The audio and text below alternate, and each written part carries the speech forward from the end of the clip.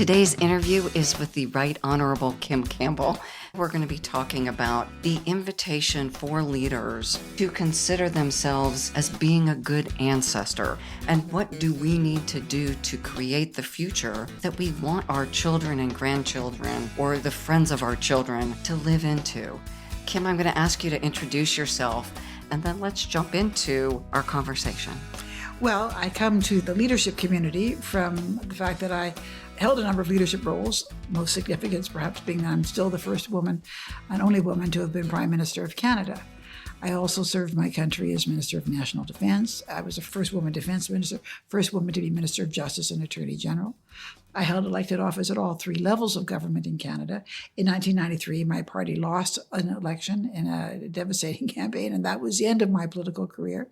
So since then, I've tried to use what I learned in what I think of as one of the most remarkable schools of democracy, which was serving at three levels of Canadian government and understanding how democracies work, good democracies, even though they're not perfect, and understanding the challenges of them and the ability to live with their imperfections.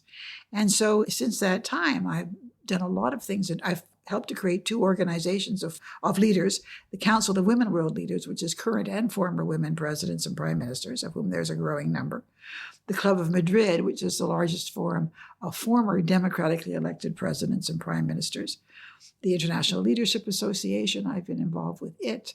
I sit on the board of the International Centre for the Study of Radicalization and Political Violence at King's College in London. I've just agreed to sit on an advisory board for an anti-corruption centre in Vancouver. It's an institute, that a centre for criminal law reform, that I helped to create when I was Justice Minister. So things that I was interested in my early years in politics still continue to interest me. I'm very committed to the advancement of women, do a lot of speaking about women. I created a college, a leadership college at the University of Alberta in 2014.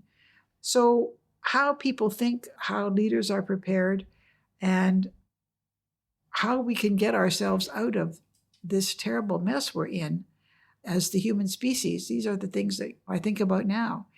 And when you spoke about being a good ancestor, I think we need to think of ourselves as ancestors. That there are a lot of people who have dynastic interests that want to do things to pass stuff on to their families and stuff.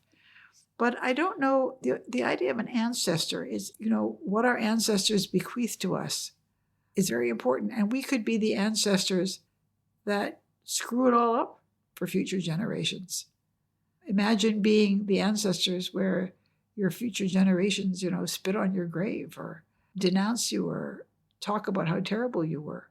And that's what we're facing if we don't deal primarily with climate change, but I think also with the threats to democracy and resurgent authoritarianism.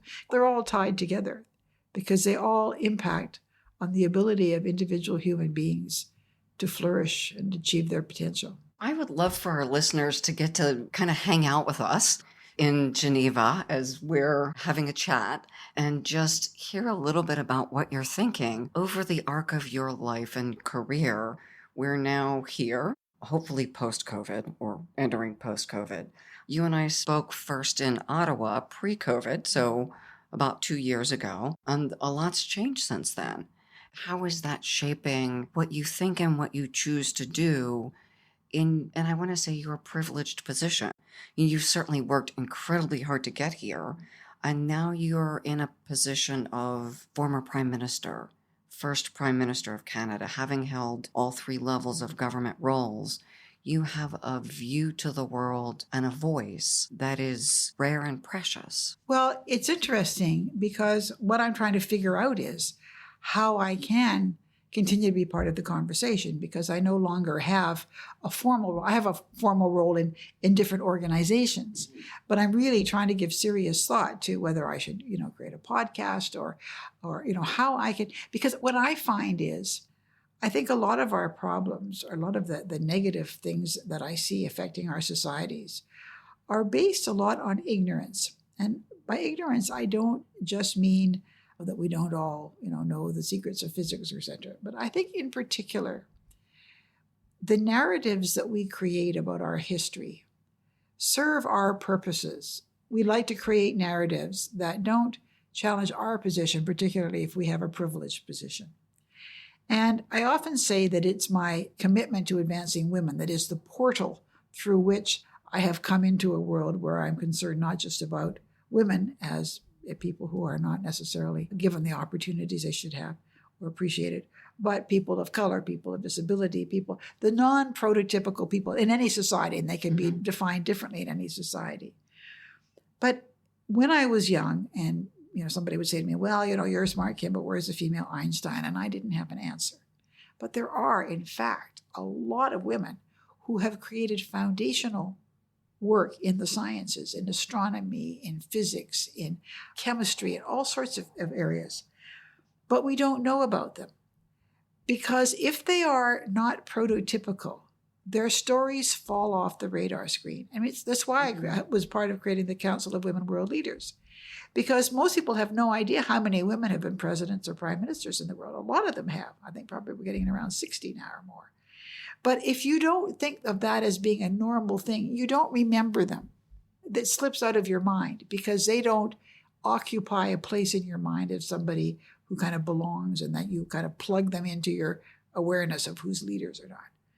And when I look at the lives of some of these women who did these amazing things and created extraordinary contributions, and you look at how hard it was for many of them to even be able to do their field. There's one woman, a mathematician, and I should go back to the website of the Perimeter Institute to remind myself of her name.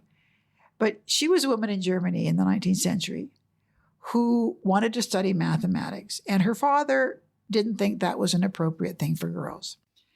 But a neighbor knew that she had this passion as a young woman and said to her father, why won't you let her study mathematics? So the father relented and she was able to study, but she had great difficulty getting access to opportunities to study. And then when she she got a doctorate or something, but she couldn't get an academic job. She had a terrible time trying to be able to pursue her profession, but she did work that is still used today. Wow. It's still foundational. And there are many examples of this, of women scientists who had to work as assistants in their husbands' labs, who could not get faculty positions. And so when you think of how those women, many of them, have made foundational contributions to science, and then you think, well, what about all the other ones who didn't have a neighbor, who didn't have the opportunity to break out of the constraints? What have we lost, as a species when those minds have not been working? But it's not just women. It's also many people disadvantaged in some way, people of color, not allowed to study, not allowed to get jobs, indigenous people. And so when we don't see those people on our radar screen, we think it's because they haven't earned the right to be there, because they don't do that sort of thing. When they actually do and have, and often their contributions have been used without crediting them at all. I mean, there's just thousands of examples, and I don't want to get into them because it just brings out the homicidal maniac in me when I think about it. But we think about these people, and they are doing it, and we don't recognize them. Just give you an example. I was at a meeting which led me to say that we will never have a more fair and just future until we have a more fair and just history, when our narrative is inclusive enough. And I was at a meeting that followed the Truth and Reconciliation Commission in Canada about the Indigenous children in residential schools. And the Lieutenant Governor of British Columbia was at this meeting. That's the Queen's representative, so it was like the head of state, not the politician. And she said that she had just come from a meeting with First Nations war veterans. And most Canadians do not know that our Indigenous people enlisted in World War II at the highest numbers proportionate to their population.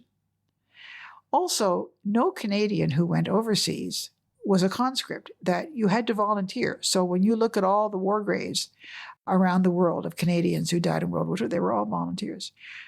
And when our First Nations people came back from the war and from serving overseas, and very often in very difficult circumstances, they were treated very badly. They were not accepted. They weren't welcomed into the legions and things like that.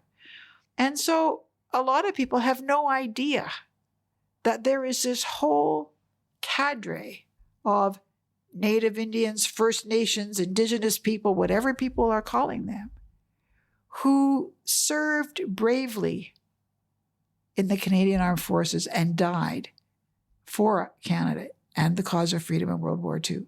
So the kinds of pieces of the puzzle that lead us to respect people, African Americans who served in the military in World War II were treated terribly.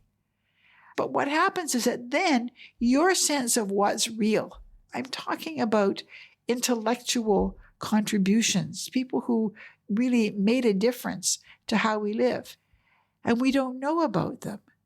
So we live feeling that they don't belong or we don't need to respect them.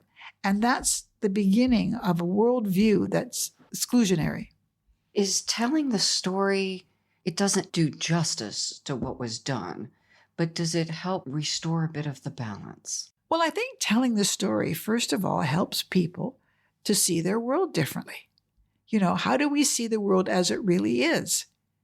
Like I remember after 9/11 and all the anti-Muslim feeling, people say, well, what did the Muslims ever contribute? They never contributed anything. And you go, well, how about algebra?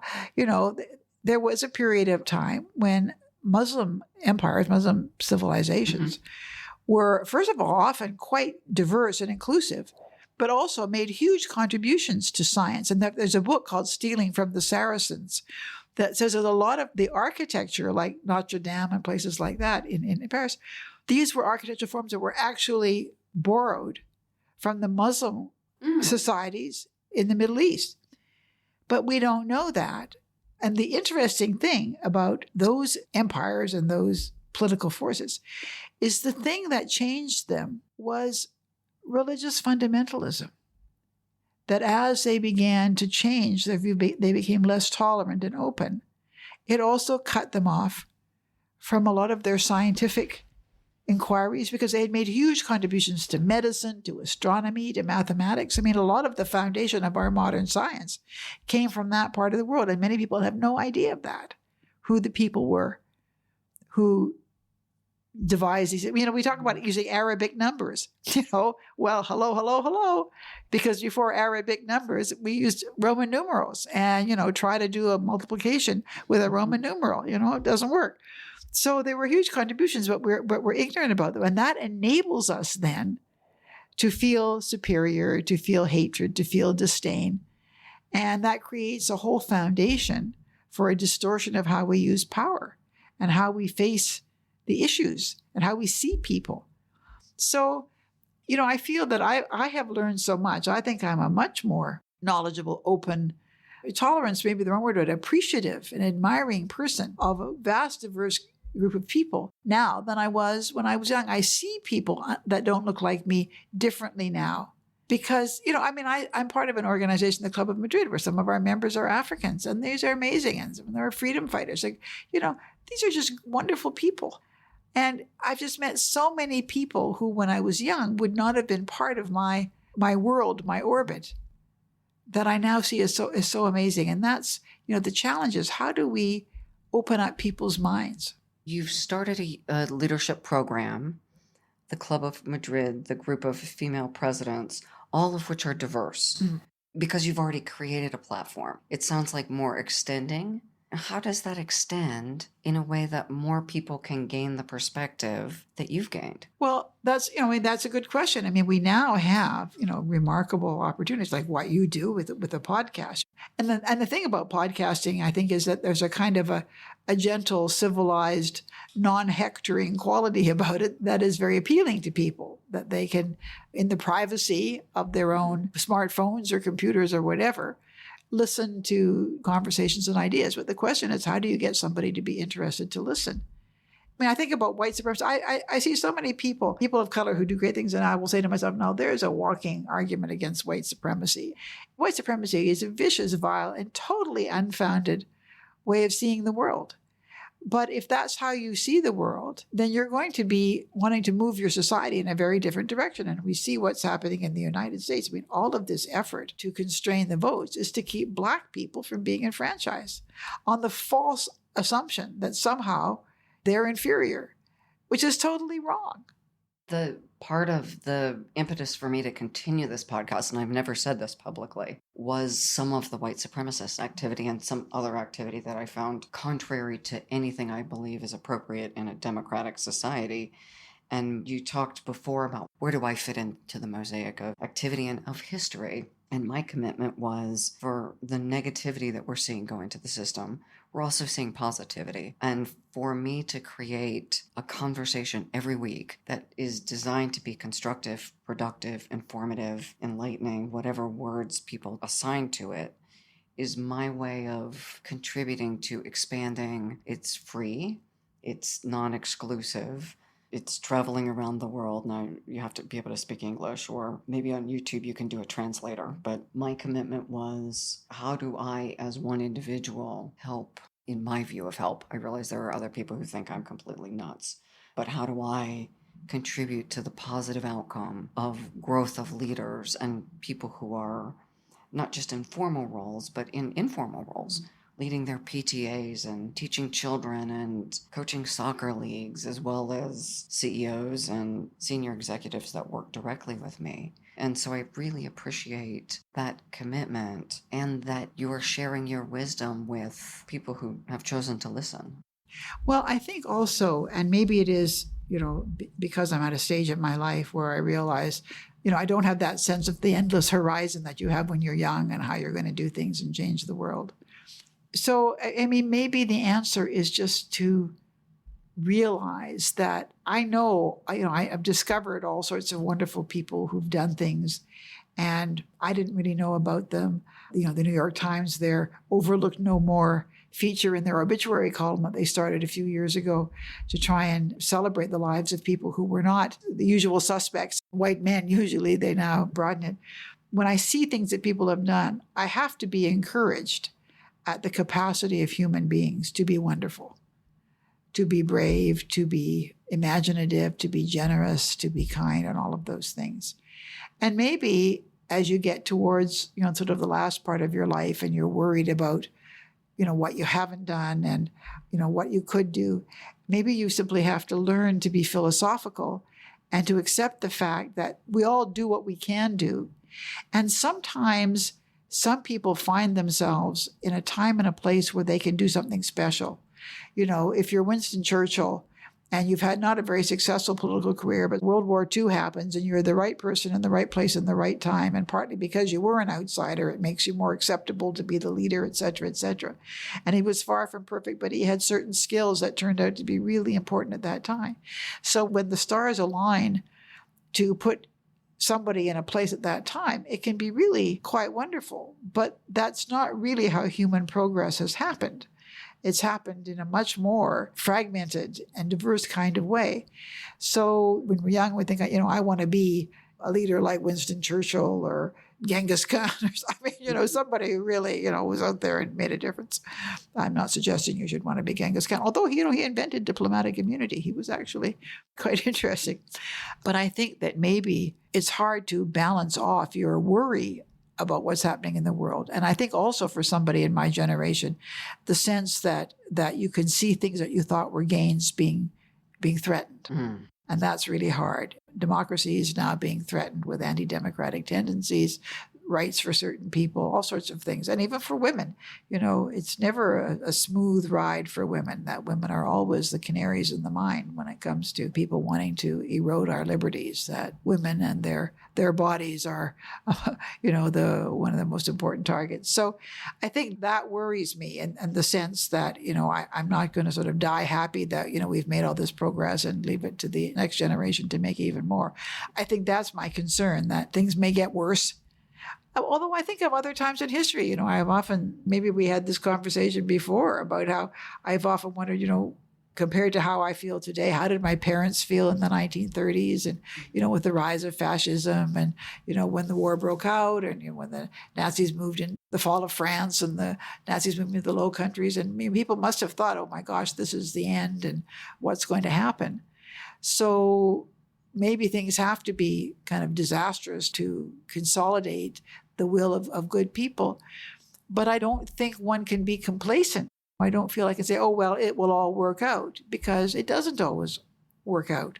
Or it may eventually work out, but at huge cost of suffering of people who have had to make the ultimate sacrifice to try and turn things around.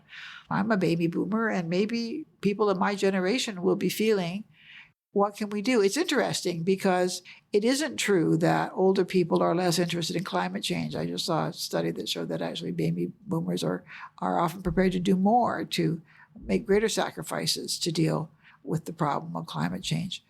But I think that the challenge for me personally is, what is the way that I will do this? Can I continue to make a contribution?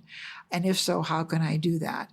But I think it's also true that we are now looking at issues where the sense of the impact on future generations and young people and the Greta Thunbergs of this world who are out there, speaking truth to power, and as she says, that all that she's hearing is blah, blah, blah.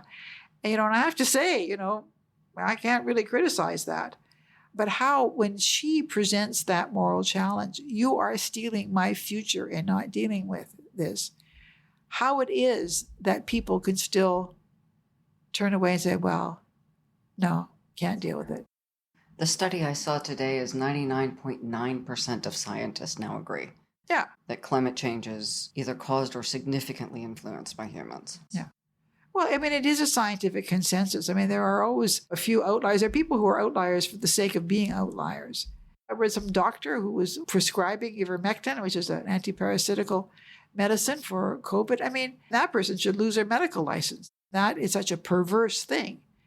But those kinds of perversities are also so dangerous because they undermine our sense of evidence-based decision-making. And the thing that bothers me about that challenge is that science is not without its problems. There are politics in science. It's not pure. And then, of course, even the best science often gets overtaken by new research that often is made possible by new technologies and things that we weren't able to see before. Now we can see, and it changes our minds about how things work. So science is an ongoing process. And it's harder to have that conversation when you have people challenging the very fundamental basis of it, so that you're back here saying, well, no, there are things that we know. For example, we now know that COVID is an aerosol. At first, they thought maybe it was droplets, which is a different set of challenges. We know that, and, it's not a hoax, and it's a terrible disease. And we know that vaccines are very effective, and we have to keep improving them, and maybe we need to keep getting more boosters. There's lots of diseases where you have to get a vaccine every year, where it isn't something that one does you for life. Those understandings, it's hard to have intelligent conversations about the ways in which those understandings may be overtaken by better research, but they're not going to be overtaken by uninformed conspiracy theories and wacko opinions from people who don't know their proverbial from a hole in the ground. So it makes the civilized and humane process of trying to make decisions that affect people so hard. Close to 700,000 Americans have died of COVID. Unconscionable, those unnecessary deaths. The early ones we didn't know. Yeah. But the later ones, I heard a study a week ago where treatments are delayed. So cancer patients and even people in car wrecks, there are no beds in some towns. Your hospitals are now choosing between a person who's just been hit by a car, shot by a bullet, or unvaccinated. Yeah. And so people who made very deliberate, conscious choices to be responsible, and I realize that's subjective, are diminishing the health of other people who don't get those beds because they're a lower priority, even though not receiving cancer treatment will reduce their life expectancy. No, I mean, it's just the morality of, and the fact is that unvaccinated people are like little walking petri dishes. They're helping the virus to mutate, to create even more virulent and infectious forms, because the Delta variant, one of the things that characterizes it is just how much more contagious it is, how much more successful this version of the virus is in getting into people. And so you see somebody like Colin Powell, who had cancer. He was vaccinated, but he was uniquely vulnerable. Not uniquely, but it was particularly vulnerable because of his illness. And who knows who he was exposed to, but very likely somebody who wasn't vaccinated. Could have been one of his grandkids. Yeah. Not because they're irresponsible, but because they're children. Yeah. Until we are committed to protecting people, because even though we're vaccinated, it's not 100%. It's likely to reduce the seriousness of the illness. But if we have pre-existing conditions that compromise our immunity and make us more vulnerable, then our lives are shortened. I see a lot of efforts that people are making, organizations like the European Community, European Union, and other kind of official organizations as well, looking to try and challenge disinformation, which of course has been dramatically increased by social media. The people on Facebook have the moral sensibility of war criminals. These are people who knew what they were doing in so many different areas, where they knew the kind of falsehoods and what their algorithms were doing to distort things and give people bad information and destructive information. But there is a lot of commitment to fighting disinformation, and some of that may result in regulation of social media. Also psychological research, trying to understand how it is that people come to the conclusions they do, and what are ways that you can actually talk to people around strong, polarized points of view. So I'm not the only one that's worried about that. And people who are a lot smarter and better equipped than I am are working to try and find strategies to deal with these things. But I wish that the world I was living in, even around the time when I was defeated as prime minister, that world was not as scary a world. I wonder for you, all of the disorientation and whatever word you use, chaos or whatever, it is at those moments at times that we can make the biggest progress. Is there anything that makes you hopeful? Well, I mean, I think that things like the terrible fires in California, some of the disasters, the heat waves in Oregon, Washington, and British Columbia, which were so life-threatening heat experiences. I think a lot of people who were on the fence about climate change are not anymore. And I think there is a growing, not just willingness, but demand on the part of publics to deal with it. I always say that you have to create a constituency for good policymaking. And I think more and more that's happening. But I think there is also an interesting development of people wanting to hold people to account. And I think that the people who have used their corporate power to try to convince people that the science was uncertain, those are crimes against humanity, because those are deliberate steps. Negligence is one thing. If somebody just doesn't know, and we all worry that someday we might do something with the best of intentions that turns out to be destructive and bad, and that would be terrible. But people who knew, I think they have to be held to account. Whether you can take them to the War Crimes Tribunal at The Hague or just simply name and shame them, I don't know. But I think there's a less tolerance. I mean, it's like the tobacco industry, where the heads of the tobacco companies testified with a straight face that they didn't think that tobacco was addictive or that it wasn't harmful. They all knew they were lying, but we've come to that same situation with fossil fuels. One of the ones that is encouraging to me is the Me Too movement, because I imagine you have personally or have people close to you who've dealt with some pretty heinous, inappropriate behavior.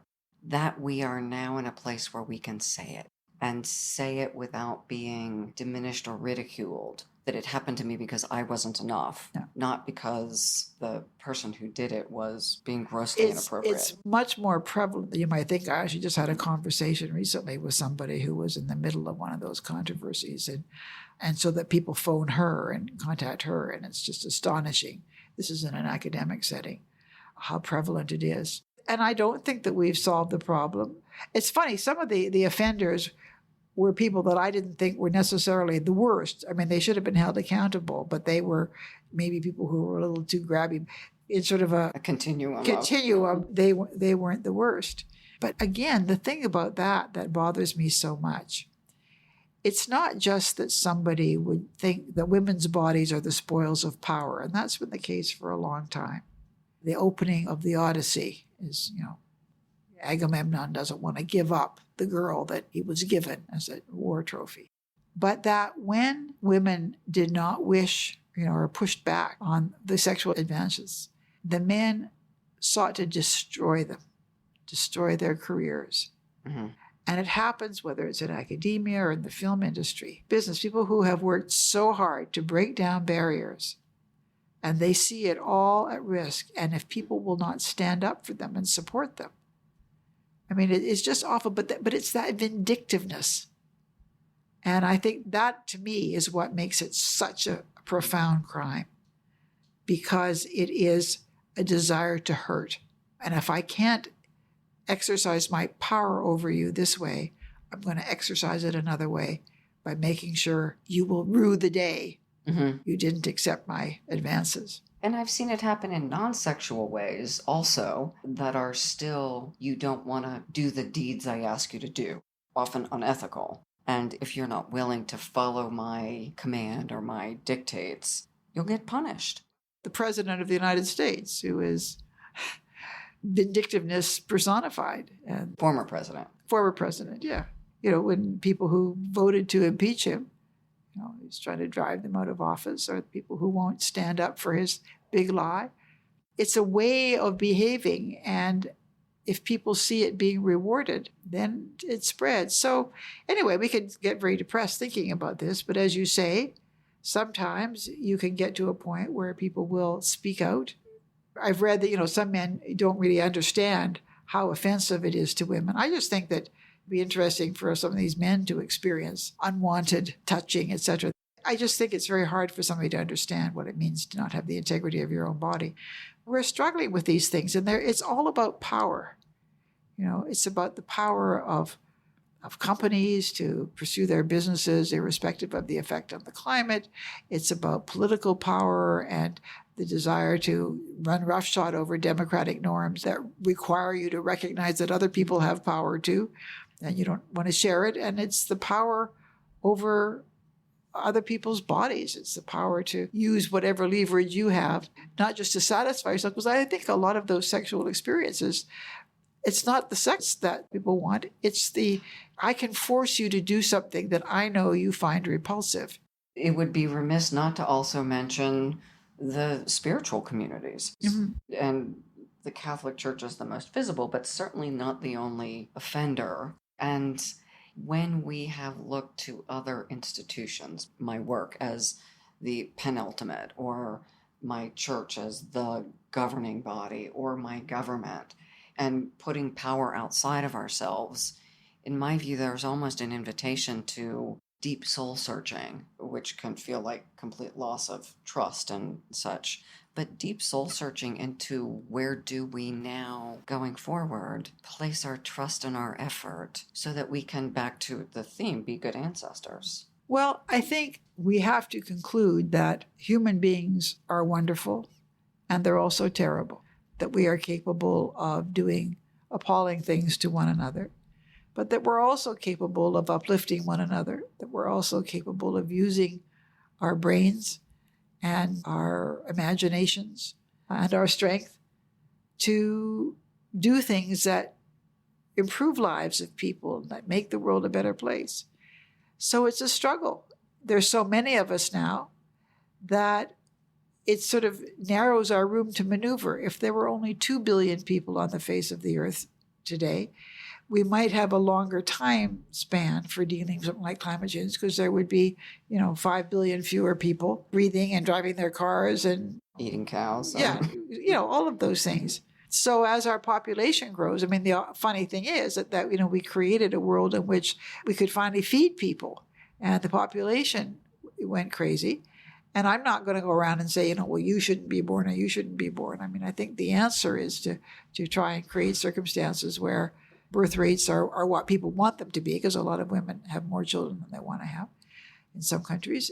but that also that we recognize that the other side of the coin of that remarkable prosperity that enabled the population to grow is a huge responsibility to protect the earth from the impact that all of us have. And one would think with all those people, we'd have more minds that could be focused on it, but it's the politics of it. And several years ago, I was involved in a conference in London where there was a writer, Anatole Levin, who used to write for the Financial Times.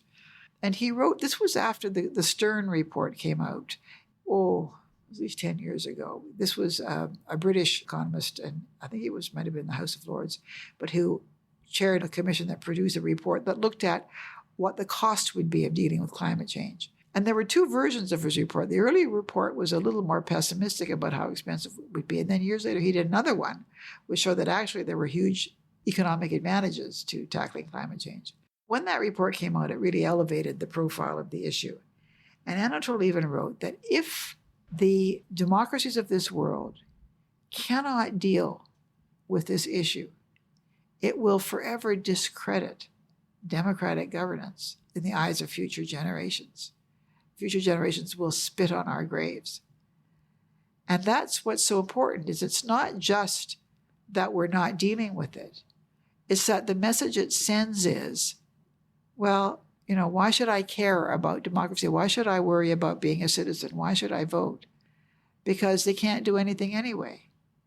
But that means we also have to challenge those forces that are undermining the constituency for good policy. We have to go after the people who are creating the pressures that make it hard for politicians to act. Steve Williams, I think his name, the head of one of the big oil companies in Canada a number of years ago, said, climate change is real and the climate science is real.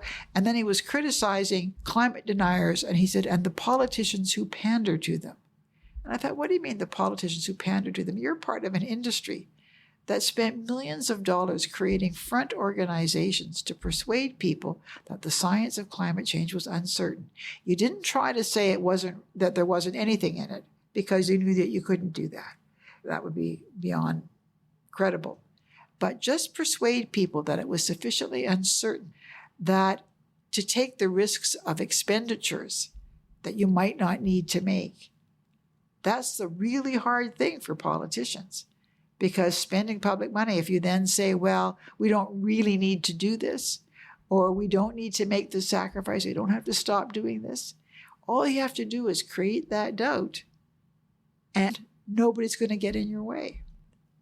So I think we're in a pickle. I do see signs of progress, and I do think that the very nature of what we're dealing with and the effect it's having on us through fires and floods and weather disrupted and what it's going to mean for food crops and all of these. We're seeing extinctions, we're seeing effects on agriculture, etc. That it's just going to get to the point where it's not credible not to deal with it. Does that mean that the world can come together and deal with it?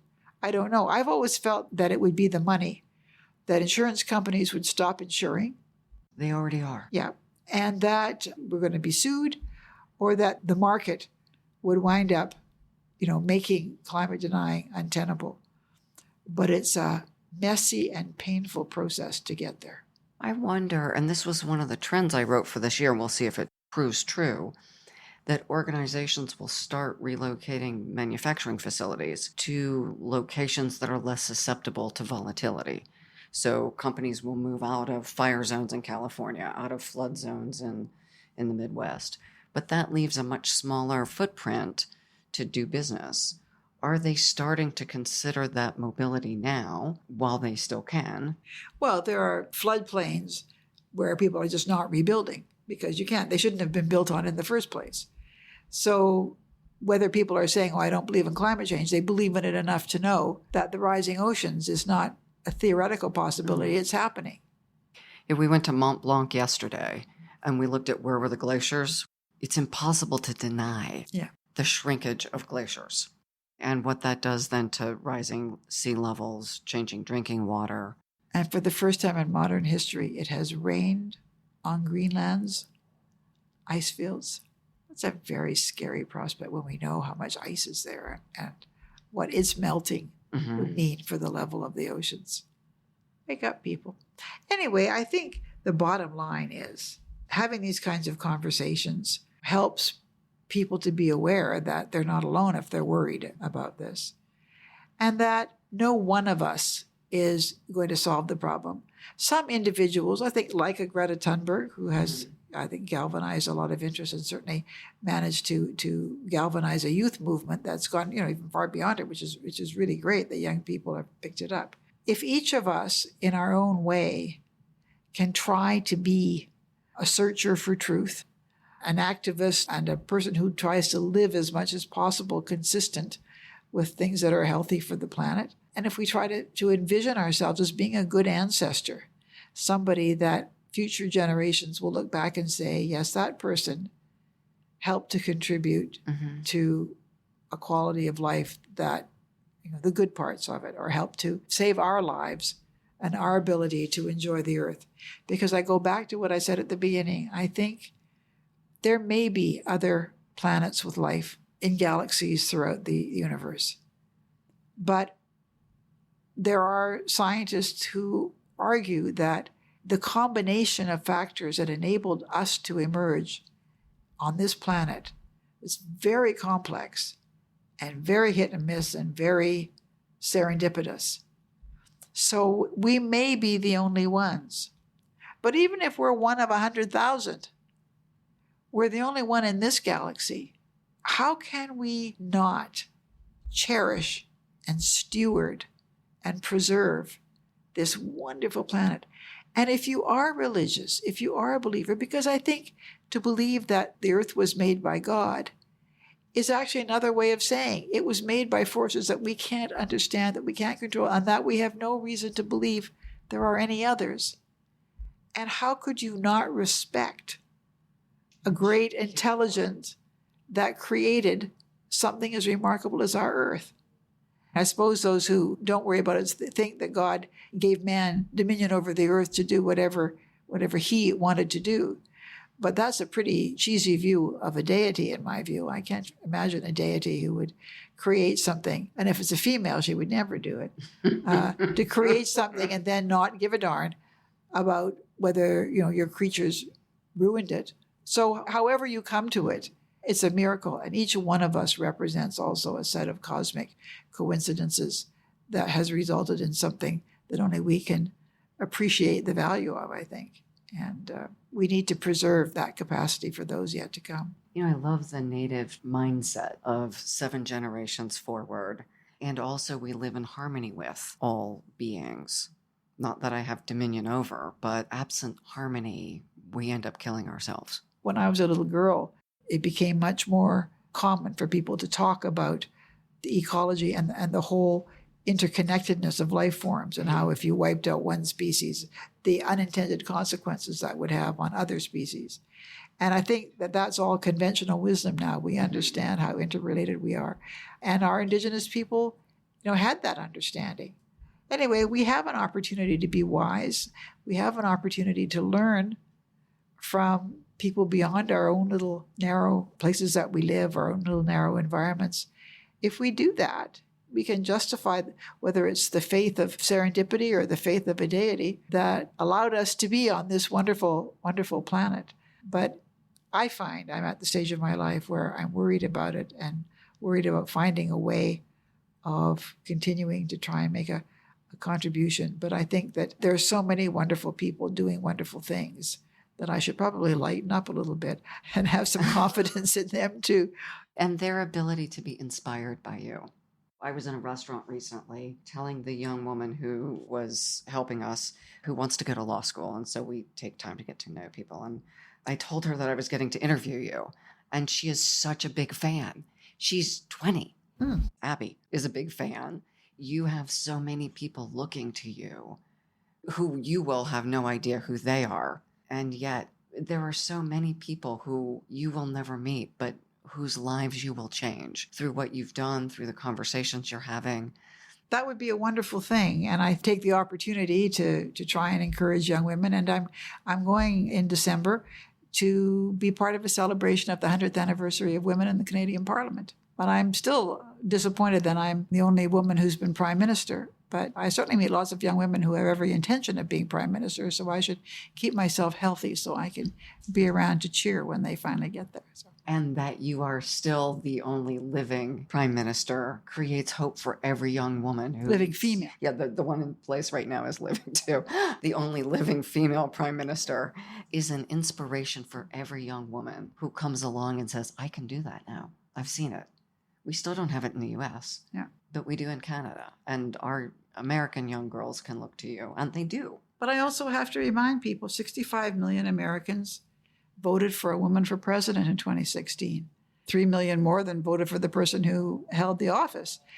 So however disappointing that was, it certainly is not evidence that Americans are not prepared to vote for a woman. I was just speaking to the young women who don't yet have a woman in the US to say, I can do that because she did. But we do in you. And around the world, there are more and more. Mm-hmm. So as those women change the landscape that tells us who gets to do that job, then it becomes a more normal, ordinary thing. And that's what you really want, is you want it to be taken for granted that, yes, somebody who looks and sounds like you does that job, and in many cases does it well. Although you have to also allow people to be failures or have disappointments, because if you don't, then you make it harder for people to try.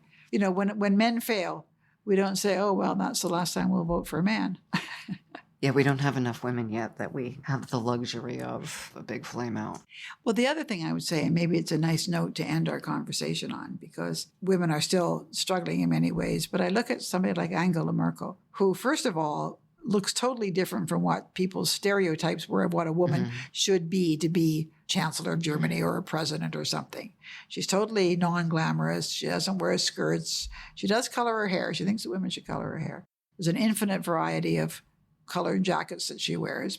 She is herself. But by being there for a long time, she's kind of reprogrammed our expectations of what a political leader looks like. And when she became leader of the Christian Democrats in Germany, I was talking to one of my Club of Madrid friends and said, you know, the Christian Democrats have elected a woman leader. Germany could have a female chancellor. And he said, oh, no, if they win, she won't be the chancellor. He couldn't bring himself to accept that they would actually have a female chancellor, you know, after Helmut Kohl and Helmut Schmidt and all these people.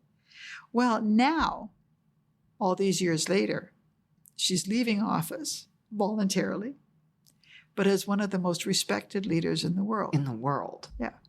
And it's not that she has not had failures. I mean, some people argue that she didn't do enough for Germany's digitization and all that kind of stuff.